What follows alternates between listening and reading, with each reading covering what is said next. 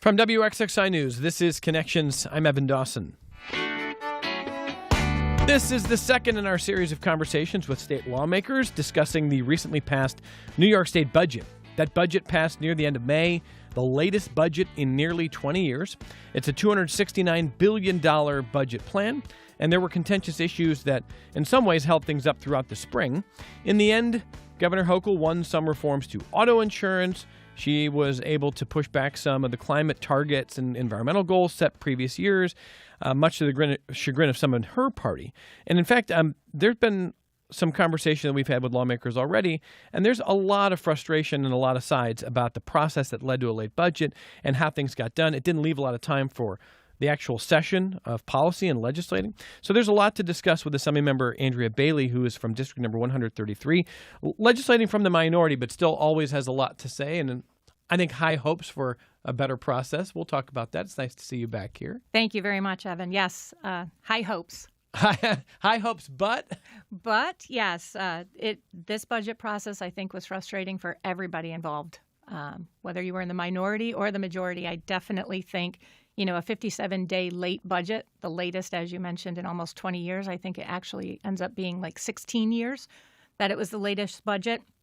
And, then we also had the holiday in there. We had Memorial Day. So we were out of session, obviously, for the holiday. And then we came back and we tried to jam pack so much into the last 7 days of session. So absolutely, it was very frustrating. Yeah, I talked to your colleague, a Democrat, Jen Lunsford, earlier this week, and she said, look, a late budget by a week, okay, a late budget by a few days. But when you're this late, it just leaves almost no time before the end of session to get things done, to attack meaningful ideas, and to actually have to debate and discussion. And so, in her words, you end up doing smaller things because the big things are hard to get done at all or even addressed here. Do you agree with that? Absolutely, I would agree with that. And I definitely sense that frustration as you walk the halls of the Capitol or the Legislative Office building. Just the chatter that goes on. That definitely was the sense this year, and the frustration. So one of the things I asked her in response to that is, well, what do you do about this? Because you can't go through this again next year. I understand, again, budgets are always, quote unquote, late around here. But this is really, really late, and this is really, really difficult. We'll talk in a moment with you about some of the specific items that maybe get shelved or not even addressed. But I said, well, what do you do about that? And she said, look, she thinks that there has been an understanding in the governor's office that this can't be this late again. And if this happens again in a year, there's going to be a mechanism of some kind put in place to take some of either the power, to change the power dynamic, or to make this happen earlier. Do you think anything could happen? I have hope that something could happen, to be quite honest with you. I'm a firm believer that I don't think we should be legislating in the budget process.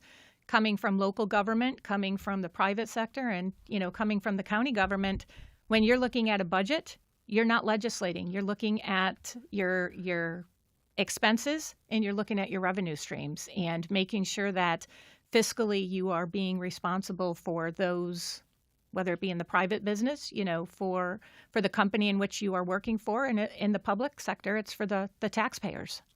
I think this is a really important point, and I want you to elaborate a little bit more. So when you say that we shouldn't be legislating through a budget, sometimes you hear, and I've heard this in the Monroe County legislature, the idea that, budgets are statements of priorities. So to some degree, a budget is a statement of legislative priority. But what's the distinction for you? What's an example of legislating through the budget that you don't like? So, I think this budget cycle is a great example of that. We weren't even talking the financial pieces of this budget until the very last few days. We didn't know what number we were looking at. There was no, there could be projections out there during the budget hearings.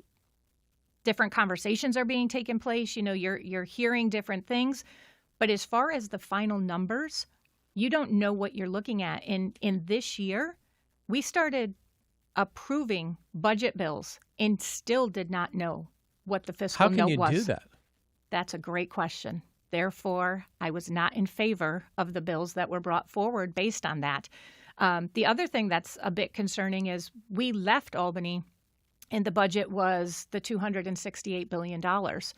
And then a couple weeks later, the director of the Office of Budget came out and said, with the federal government approving things, so there was an additional $9 in revenue. So we're looking at a $277 billion budget this year, which is astronomical when you look at that's $23 billion more than last year. So we left Albany thinking it was one number, when in all actuality, it becomes another number. Is there a hard cap in your mind that says, look, we've got hard decisions to make, but we should not be spending over X? I think what it is we have to take a look at how are we spending those funds. I don't know if there's a specific dollar amount that it's X over this, but when you look at the budget that we just passed, I believe we are looking at spending is projected to continue to grow at 7%, but revenues are pretty flat at about 1%. That's not sustainable. When you look at the out-year budget gap, we're looking at a $31 billion budget gap. So what we are doing is not going to work in the future. There were a few different pieces this year where they were specific bailouts for cities and local governments based on shoring up their budget. My concern is, how do those municipalities balance a budget come next year or the year after? Because the state can't continue to just give out that funding when there are things that we have to be taking a look at the state level. So part of what you're talking about, I think, is what we would call one-shots, a one-time fund. So a tobacco settlement fund years ago in Monroe County, for example, that money comes in one time. And you can't then create new spending plans because the next year the mechanism to pay for that is gone. So some of your colleagues on the Democratic side would say, okay, sure. So we should have had taxes on the richest. There are other ways to improve or increase revenues. I'm guessing you would say, don't increase the revenues, cut the spending. Is that where you are? I would be the individual that says we need to take a hard look at the spending and where that is going. As far as the revenue piece of things, looking at true revenues. When I was in local government, and the county specifically, it was kind of what can we do from a service standpoint to help generate the revenues. A big portion of the revenues that we saw this year in the state budget came off of out of the stock market because there were good trends and they outpaced what was being projected. So continuing to make smart investments can help generate revenue. So I wouldn't necessarily say don't go after revenue. It's what type of revenue are we doing and what is the return on investment when you do go after that revenue? And my concern with putting additional taxes on one of the already most taxed states in the country is we are going to continue to see outmigration. So I need to amend my notes is what you're telling me. It's a $277 billion budget, yes? That is what the number is, yes. Okay. Are there items that you look at within that $277 billion and you say there's no way we should be spending this or that? Well, I mean, there's a few different pieces. One of the big hang-ups in the budget this year came out of some of the pullbacks and some of the for the CLCPA, the climate initiative piece. And then we infused $1 billion in there, and that was kind of the negotiating mechanism. Like the make good. What you're talking about is $1 billion for renewable energy in the future, and it looked like hey, we're going to put some of these goals off, or we're going to kind of pull back a little, and some, especially on the political left, are not going to like it. So here's $1 billion for renewables. That's exactly what it looks like. Okay. From where I sit, that's okay. Exactly what it looks like. And if we are pulling it back because we know we can't meet that standard, we're in the middle of, the lawsuit was going on that basically said you either have to meet the criteria or legislatively something has to be done. So legislatively something was done. And we also are in an affordability crisis. And I think we all can look at our energy and some of the pieces that we have taken to move forward in going all electric has not been more affordable. it has been less affordable for you and I, for the most part, across the state. The governor seemed to agree with that. She's from a different party. But do you think that you and the governor are in the same place on this? I haven't talked to the governor. Okay. I would never say I'm on the same place with the governor. I think this is a drum that I've been beating since day one when I got into the legislature, is that some of these mandates that are unfunded, or, as we take energy sources offline and we're looking at renewable energy, that it's not keeping up with what we have removed from the grid. We look at demand. Demand continues to increase. And when you look at what renewable energy right now is contributing to the grid, it's not sustainable. We import so much electric. I think we've discussed this before. And right now in the summer, we often think of our heating bills and, the increase that we saw February, March with our heating bills and our electric bills that were coming in. But the summer really is when we start cranking. And I mean, you have individuals who are now putting pool filters online. Air conditioners are running, and the heat that we've had this year, air conditioners are running pretty much 24/7. So personally, I've always seen an increase in our summer electric bill versus our winter electric bill. And I am fearful of what is going to happen over the next couple months as folks get their utility bills in the mail. Does the state have a role to play in reducing energy costs for the average New Yorker? I believe we do. I mean, if you stop and look at how electric rates are implemented, we have the PSC. That is a hand-appointed commission. So there are things already in place that we could be doing to help minimize some of the crunch that folks are feeling. And what we saw in the budget with the rebates that are going to go out to ratepayers to the tune of $200, that's not going to make the difference. When you look at some of the taxes that we're paying on our utility bills, if we could carve those out to show individuals what we're paying on our utility bills today for the renewable energy or the CLCPA initiatives, I think it would be very eye-opening for folks. And you and I are paying that as the ratepayer. So we're going to cover a lot this hour, and I want to mention to the audience here, if you want to weigh in with questions, comments, you can do that. It's 844-295-TALK, 844-295-8255, 263-WXXI. If you call from Rochester, 263-9994. You can email the program as always. It's connections@wxxi.org. If you're on the YouTube channel, you can watch us there and join the chat there, and we'll welcome your comments as well. My guest this hour is Assemblymember Andrea Bailey from District Number 133. Remind the audience the geographic coverage of your district. Absolutely. So it covers all of Livingston County.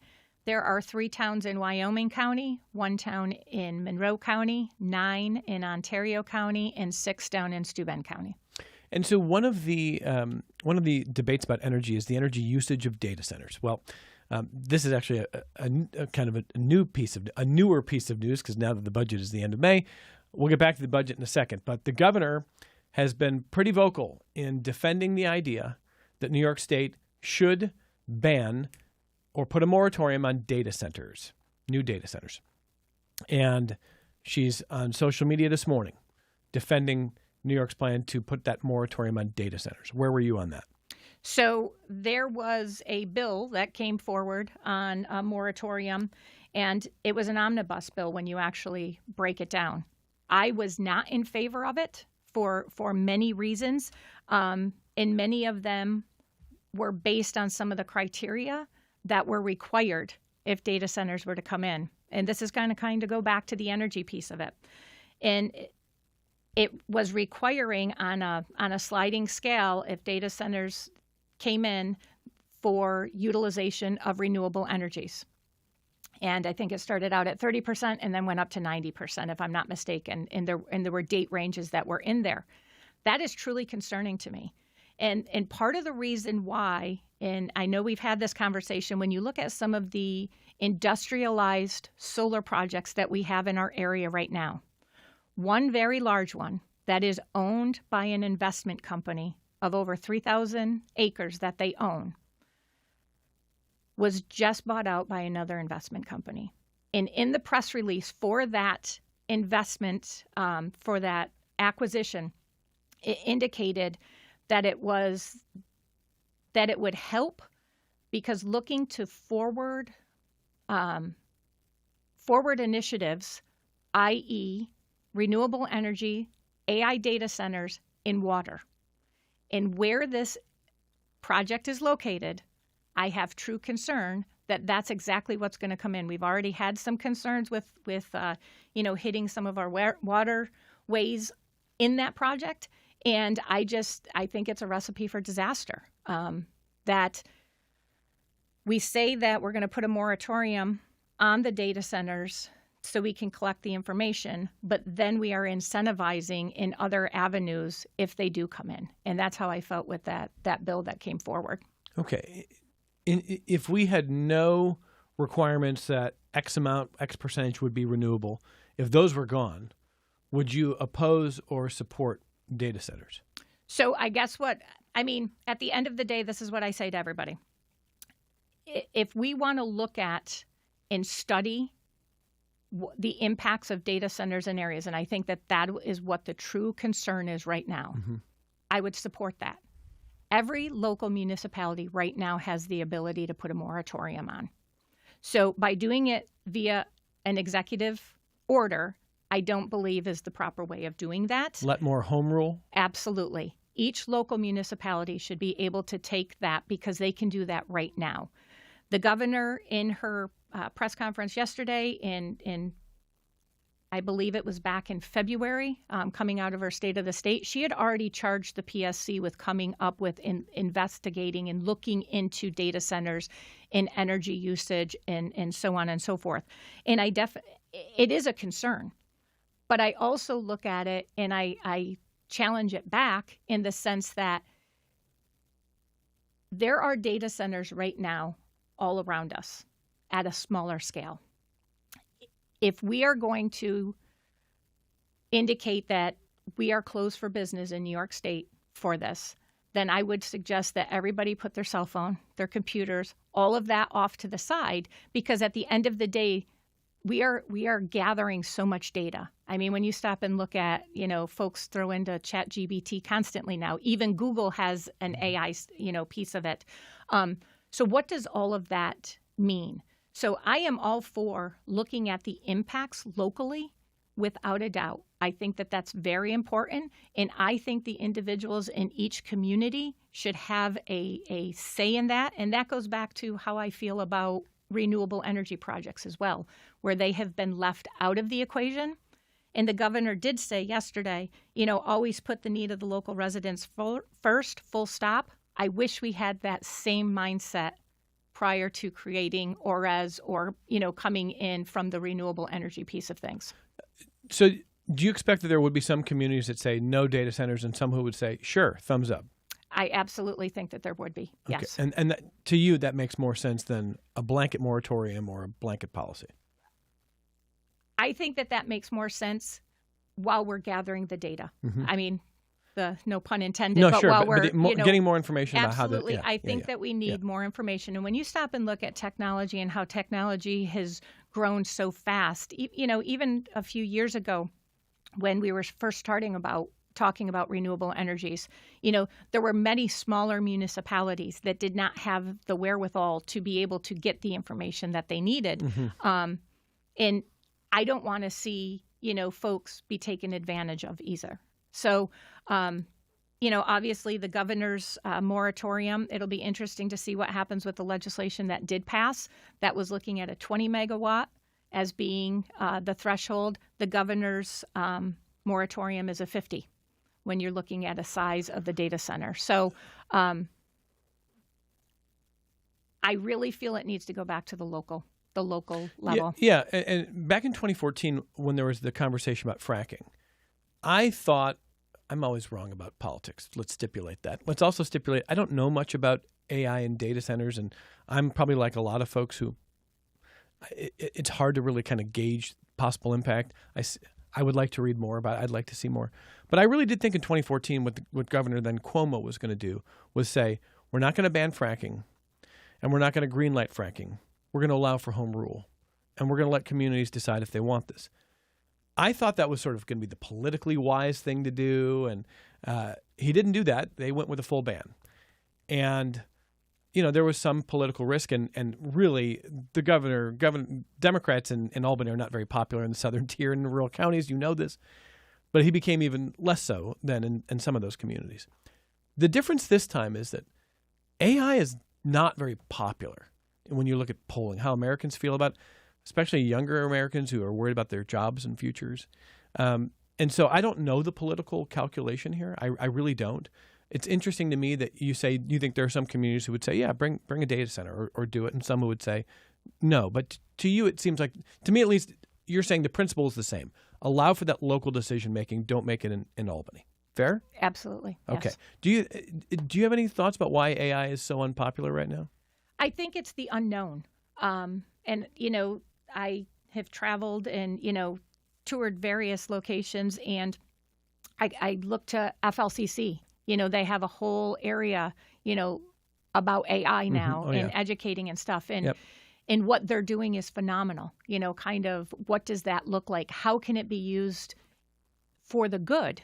Because obviously it could be used poorly as well. I think there is a huge concern from the workforce perspective. It wasn't AI, but when you look at self-checkouts, when self-checkouts first came out, every time you have a self-checkout, that's one less individual who is there interacting on a personal level with you when you're checking out at a store.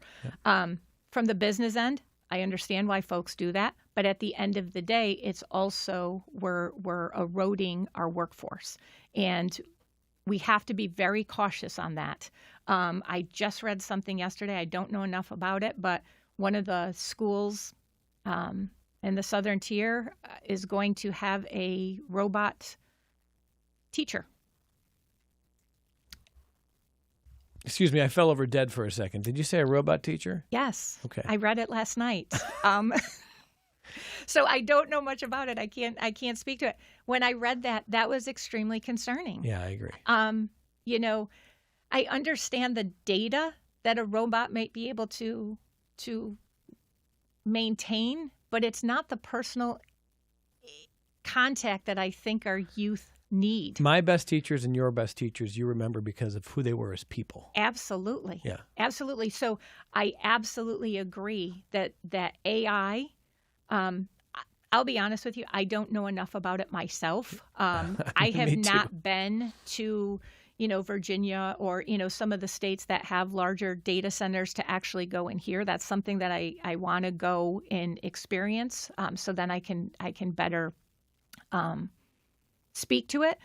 And that's why I say understanding in doing the studies, I think, is a good thing. Just how we go about that and what that means for the long term, I have concerns. When you hear from constituents, is AI on the list of things that people are getting in touch with you about? It's not AI, it's the data center. Data centers. Okay. Yep. And in general, what are people saying? It's the unknown, and they are not in favor of the data centers. Okay. And is there an issue that you hear the most about from your constituents? Affordability, in general, is probably the biggest thing that I hear on, that's been consistent. I mean, it kind of, we'll have, an uptick. It might be unemployment or, needing help getting through to the unemployment office at the state or something. But consistently, it's folks with affordability and where are we going? Because if it continues on this trajectory, they will not be able to stay in the state. So two questions on affordability. The first on energy. We talked about energy. And obviously, the reason gas prices are very high is not because of any state policy right now. Look, different states have different policies that relate to gas prices. But in general, everyone is seeing higher gas prices because of all that we've learned about the Strait of Hormuz and the war in Iran, et cetera. But does that at all give you any pause? Does that make you say, look, we're pretty reliant on those fossil fuels. The more we get away from fossil fuels, the better? Not necessarily, no. I believe in the all of the above approach. And, we can talk about gas prices for a quick second. It's amazing when you just travel across the state, the difference in gas prices. It can be anywhere from 20 to 30 cents less. And when you always thought you wanted to fill up your gas tank before you got on the New York State Thruway because the New York State Thruway always had the highest gas price. Well, I was just in Albany. I went down on Sunday night and I paid $3.99. When I come back home, it is $4.29. So the way in which it's purchased and the way in which it's marketed. I mean, as soon as you hear that a barrel has gone up, you see the ticker on the gas tanks automatically go up. But then when you hear that that's come back down, we don't see the same downward trend when it comes to gas prices. So that would be my concern is really at the end of the day digging into what's the true meaning behind all of that. And I've had folks in the Southern Tier, say, hey, I can drive up, to another town and it's 20 cents less. Why is that, Andrea? Some of it has to do with supply and demand. Some of it has to do with, obviously, the rate in which it's being purchased. If it's a smaller individual location versus a larger one when it comes to sourcing, pricing. But those would be some of my concerns. Okay. And then before I grab some phone calls, because the phones are ringing now, when it comes to affordability, the governor said this year that the top thing she wanted to do with this budget to address affordability is related to auto insurance. And so that became a bit of a contentious debate about, what did the insurance industry want? What did lawyers want? And the governor ultimately came out pretty successful with this. There are some changes to what we describe in accidents as essentially serious injuries and what can be covered, but also it's about the percentage of fault. So in the past, if you and I are both driving, we get in an accident and you're deemed 60% at fault and I'm 40% at fault, we both can get, you're going to get less, I'm going to get more, but we're both going to get some support. Now, if you're 51% at fault and I'm 49% at fault, you get nothing because you were more to blame for the accident. And the governor says that should bring rates down, et cetera. She's gotten a lot of pushback from people in the industry, trial lawyers, et cetera. She's pointing to other states that do things differently. Where were you on this? And do you tell your constituents, hey, this is going to be about affordability? Is this a real affordability issue? I do not see this budget addressed the affordability issue on any measure. When you come out with a $277 billion budget, we're not addressing affordability at the end of the day, is kind of where I look at it. We're talking $23 billion more than it was last year. So as far as the insurance thing, it's quite funny you say that because I have pictures. It became the battle of the billboard trucks out on State Street in front of my office building, and I would look out every day to see, is it the folks in favor of the changes or is it the folks who want to counter those changes? What was changed there, in my mind, we are not going to see a huge reduction in our insurance premiums. And if it does lead to a reduction in our insurance premiums, it's going to be years down the road when you're looking at it, because it's all tied to pretty much cases that go through the court or, payouts from that standpoint. So there's nothing immediate there. I really look at some of the other laws that we have on the books that have increased individuals' car premiums. And when you look at that, we can sit here and talk about, some of the Kia boys come to mind, where we were going out and we were stealing cars and trashing them. I had a friend who had a vehicle twice. The first time the insurance company repaired it, the second time they had to total it. So what happens to their insurance premium? It goes up. So I think there are other mechanisms that we could address the increase in our insurance premiums. And I don't think we're going to see this. It's not going to be an immediate fix. And I think that individuals were hoping that whatever came out of the insurance conversation, it was going to be an immediate fix, and nothing that I see is going to lead to that. To be clear, do you think, I want to make sure I heard this correctly though, there are state laws that lead our insurance premiums to go up that you'd like changed? I think one specifically would be raise the age, to be honest with you. When you look at when all of those thefts were happening with certain vehicles were being stolen, it was the individual was at a certain age. Those cases go through our family court, and then they were returned back out, to their family and stuff. There were really they weren't held accountable, I guess. And it was constantly, victimizing residents. The insurance companies, in some cases, insurance companies wouldn't write certain types of vehicles in certain zip codes, for various reasons. So I think that there is no one fix. I think, I fly at the 30,000 foot range. You got to get through the clouds. Once you get through the clouds, you can kind of see what's happening. And I think we have to, if we really want to look at insurance premiums, we have to look at things in totality. It can't be picking and choosing one thing over another.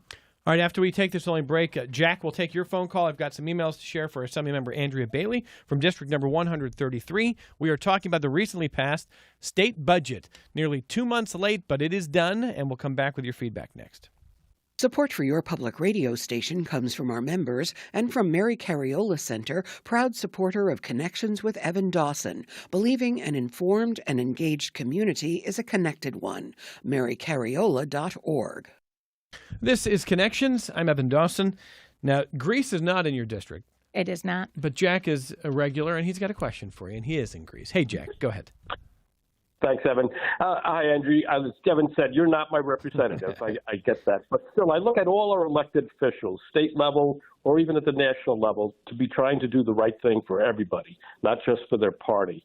What I hear a lot of today is it's my party first, and then it's the common good. And I see that more and more.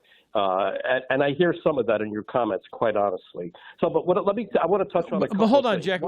What's an example? Where? What have you heard from the Assembly member? The idea of the renewable energy. Well, that's clearly a conservative bent. So that type of thing versus, my point of view is we got to do something. I expect the representatives to work together to best address both data centers, AI. That's consuming. When you look at the amount of energy those things are going to consume, it's crazy. And on the Democratic side, I see them legislating everything's got to be electric. So I expect a representative. You guys should work together to come up with a solution. I'm an engineer. We work for solving problems. I expect my representatives to work on the political issues for all of us. So we'll find a way to work together. Don't just blame the other side. I get that from both sides. And I'm quite honestly, I'm tired of it. Does that answer your question, Evan? Well, I will let the Assembly member respond in a moment. Is there anything else you want to add before we let you go? Oh, yeah. My taxes. I pay over $13,000 a year property tax. I don't live in a mansion. When I tell this to my relatives in other states, they just laugh at me. And I look at it, a lot of my property taxes are driven by the state. Well, and I don't even understand some of the minutia around how we're paying for the schools in our state. But my school taxes are more than anything. The other thing I'm looking at is the gun legislation. Evan, recently you had on representatives in the city of Rochester talking about the illegal guns that are pouring into into people's hands that shouldn't have guns. Yep. I expect my state legislators to do something to advocate at the national level, to do something about these other states that are allowing these guns to pour in. I would hope both Democrats and Republicans at every level come up for the common good.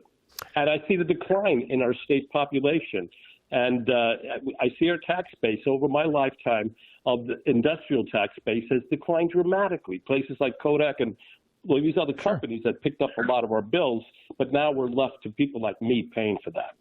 Yeah, 65,000 people worked at Kodak in the 1980s, Jack, and almost nothing left.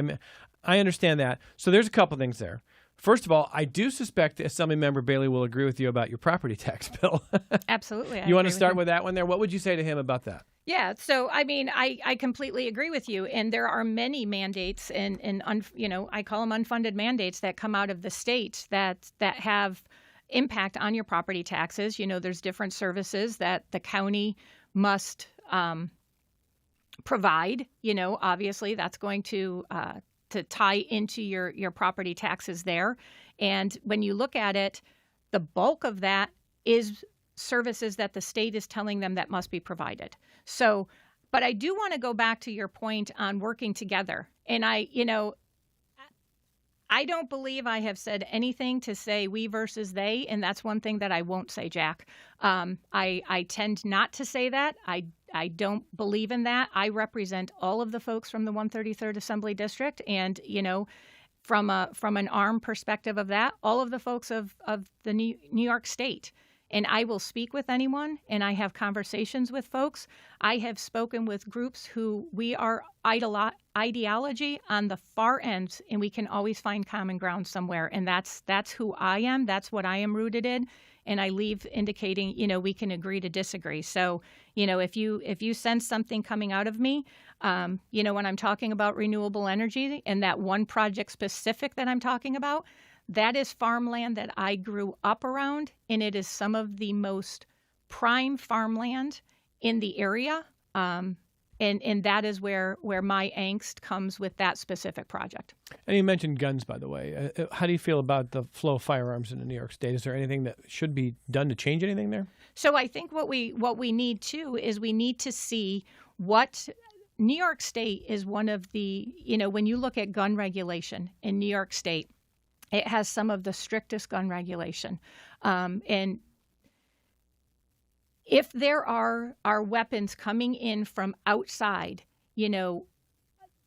the tracking of them and finding out where they are coming from, how they are getting here. I mean, if you go back 2 years ago, where that individual was going through in Livingston County, they found them, and there were multiple guns that were being illegally shipped in.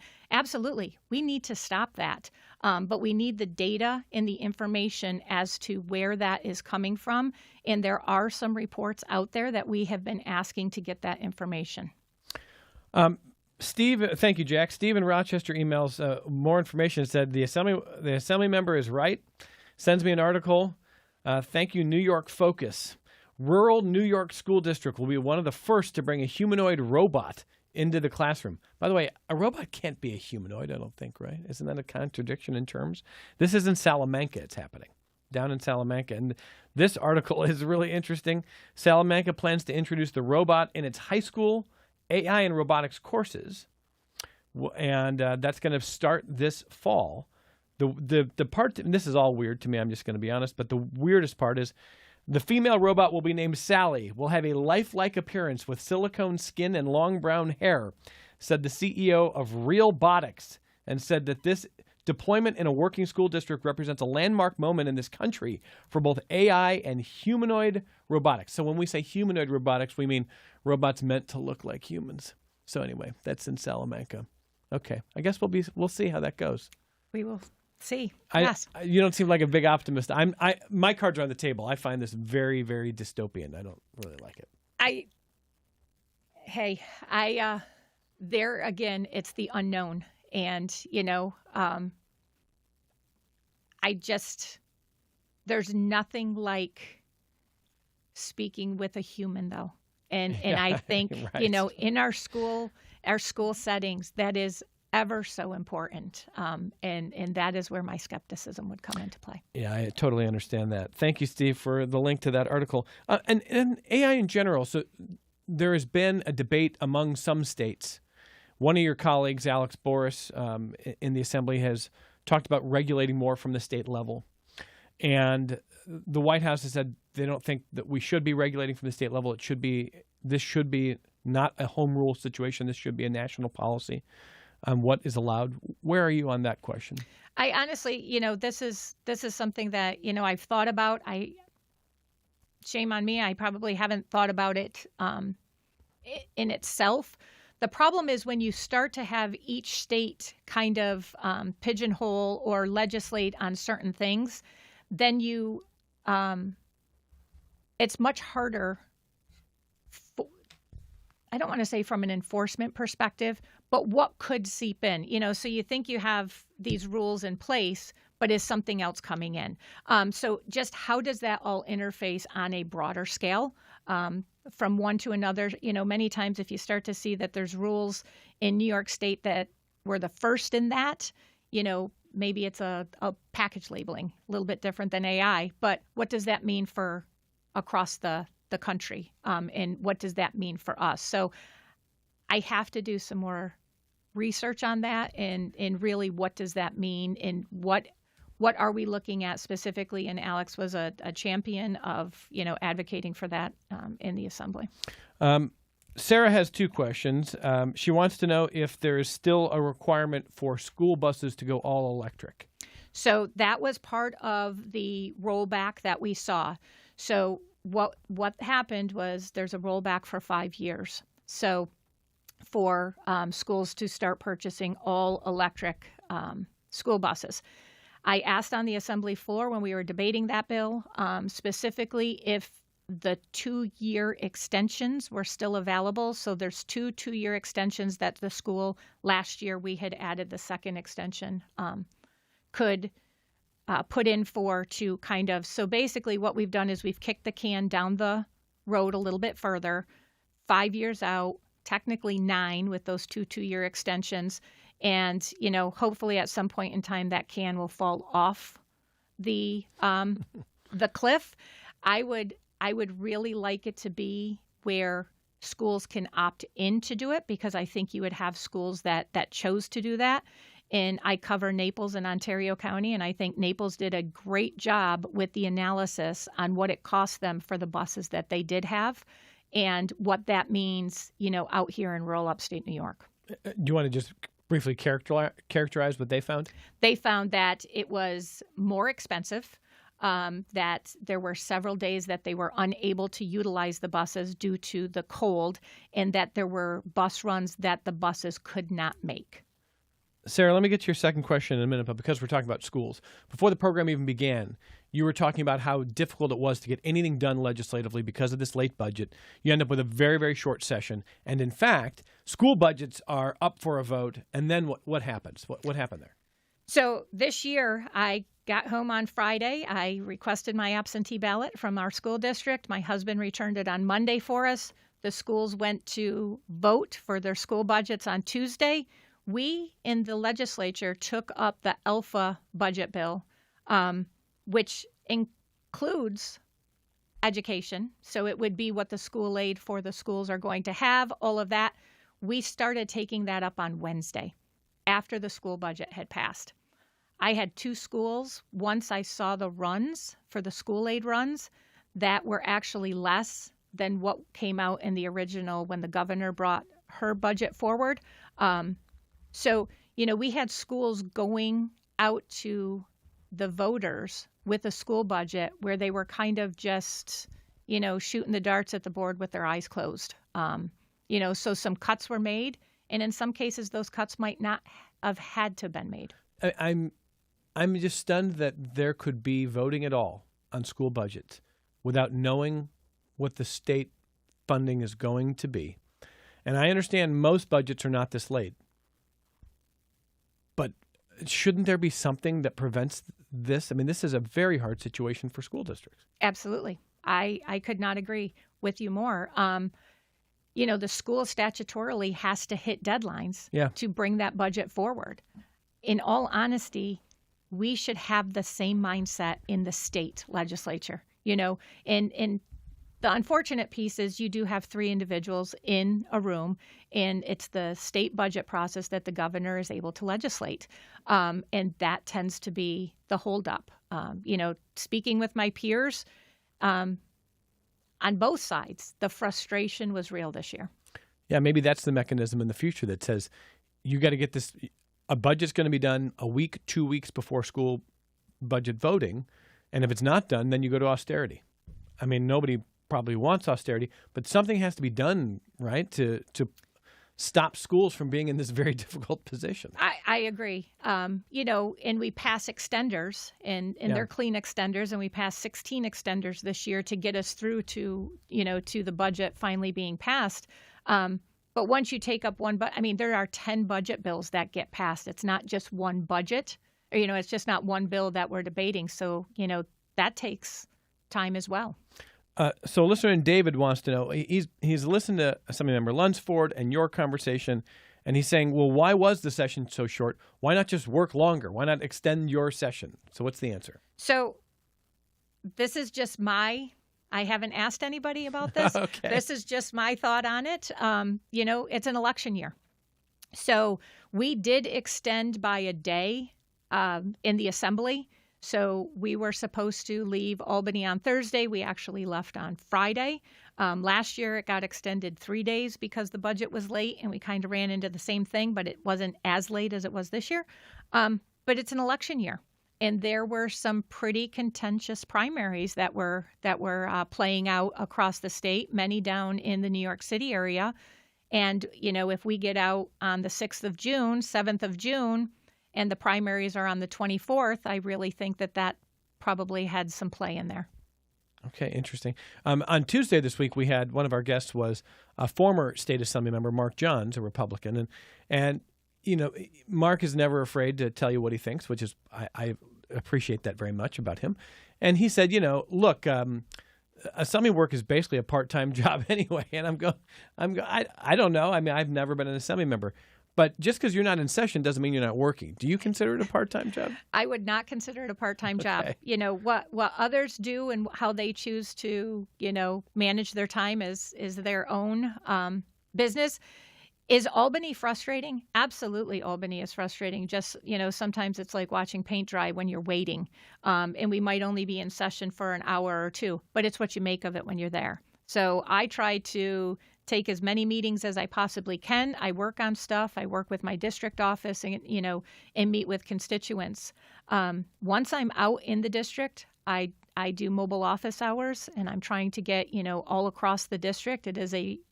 Geographically, it is a large district. Yeah, it is. And most recently, I've been to, we start at 8 o'clock in the morning, 9 o'clock in the morning, going to a few different places. And then we are doing mobile office hours in the afternoon, evening. And then I've attended a couple town board meetings. So it's all what you make of it. But I can tell you that my family would not tell you that it is a part-time job. I think my husband actually just told somebody, they're like, oh, she's home from Albany, so she's on vacation now. He goes, no, I see her less now than I did when she was in Albany. So it's what you make of it. Sarah's second question, by the way, she wanted to know, and this may be misunderstanding how bills and issues get lumped together. She wanted to know how you voted on the new requirement. The state is trying to require ICE agents to not be able to mask when they're in the field. That's not something you had an individual vote on, correct? Correct. So that was actually part of what is called the PPGG, or the Public Protection General Government, I do believe. It was part of that bill.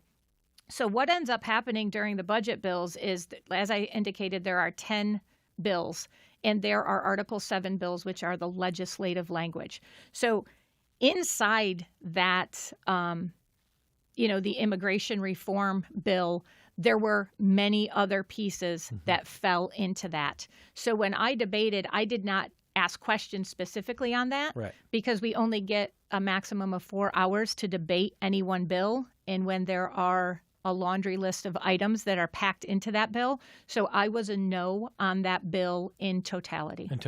On the issue just of telling ICE they cannot mask in the state, where would you have been if you could vote up or down just on that? So a blanketed they cannot mask, I would be no. Okay, why? And the reason why is, also in there it indicated about the 287G agreement, so on and so forth. And one thing that I am very cautious on, and I have talked about this, but when you look at the gun violence that we had on the streets here in the city of Rochester, the last probably 2 years, it was our relationship with our federal partners. The federal marshals are the ones that we partnered with to come in, because we could arrest someone on a federal charge, a federal weapons charge. If we arrested them based on the New York State law, that individual very well could have been getting an appearance ticket because it's not bail eligible, and then released. So, but is that about masking? That's not about masking. What I'm saying is, my concern is, if you just blanket things out there, what happens to that erosion of the relationship with our federal partners when it comes to law enforcement, when it comes to protection, and when we do need them? I don't know why someone is masking, why someone is not masking. Is it right? Is it wrong? I don't oversee that agency. I'm not making those decisions. If someone were to approach me and had a mask on, would I feel differently? I can't answer that question, to be quite honest with you. But I think to blanket come out and state that is where my problem is. I guess each situation needs to be handled based on what is it that is being done at that time. All right, we're down to our last 20, 30 seconds or so. Is there anything in this budget that you liked? That I liked? There actually were good things in this budget. Okay. Unfortunately, like I said, they get lumped into other pieces. I think it was, as much as it was a point of contention and why we were 57 days late, I think we needed to admit that some of that CLCPA piece was not going to be achievable, and we had to be more realistic on it. I think it was a win for the schools on the electric bus mandate, pushing that out. And I just overall think that there is good in the budget. Making sure that we have funding for the agencies that need it. I visited many here that the governor takes out money and then the legislator puts back in. Those are wins. Rochester School for the Deaf, whatever it might be. Those are huge wins. But unfortunately, it gets mixed in with some bad stuff as well. Assemblymember Andrea Bailey, I know it is a lot of miles on that odometer. Thanks for coming in. Thank you. We always appreciate having you. I appreciate it. Thank you. More connections coming up.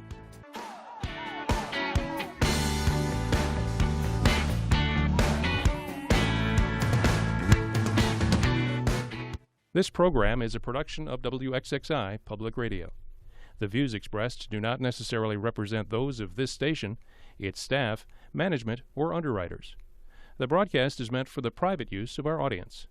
Any rebroadcast or use in another medium without expressed written consent of WXXI is strictly prohibited. Connections with Evan Dawson is available as a podcast. Just click on the Connections link at WXXInews.org.